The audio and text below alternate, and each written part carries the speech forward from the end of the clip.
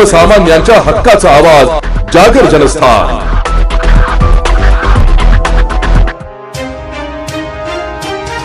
पुण्यातील नांदेड फाटा येथून मोटरसायकल आणि मोबाईलची चोरी करून नाशिकमध्ये विक्रीसाठी आणणाऱ्या रेकॉर्डवरील आरोपीला गुन्हे शाखा युनिट 2 ने जेरबंद केलाय। 1 लाख रुपयांचा मुद्देमालही जप्त करण्यात आलाय।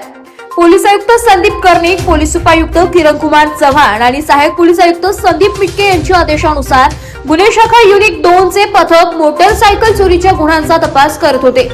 यावेळी पोलीस उपनिरीक्षक मुख्तार खान पठाण आणि सहाय्यक पोलीस उपनिरीक्षक गुलाब सोनार यांना गुप्त माहिती मिळाली की एक इसम चोरीची मोटरसायकल आणि मोबाईल विक्रीसाठी संभाजी स्टेडियम सिडको नाशिक येथे येणार आहे। या माहितीच्या आधारे सहाय्यक पोलीस निरीक्षक हेमंत तोडकर यांच्या मार्गदर्शनाखाली पथकाने सापळा लावून योगेश पंडित पिटाळकर वगैरे 33 राहणार चरणवाडी देवळाली कॅम्प याला ताब्यात घेतलाय।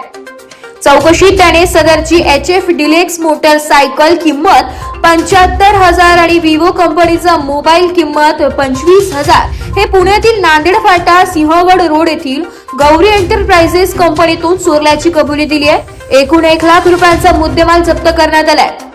या प्रकरणी नांदेड सिटी पोलीस ठाणे पुणे येथे दाखल असलेला गुन्हा उघडकीस आणून आरोपीला पुढील कारवाईसाठी नांदेड सिटी पोलीस ठाण्याच्या ताब्यात देण्यात आलाय।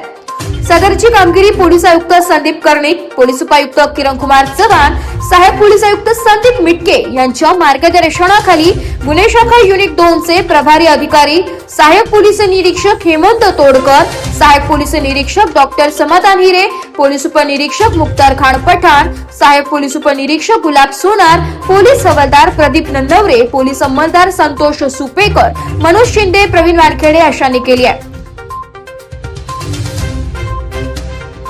जागर जनस्थानसाठी संदीप नवसे, नाशिक।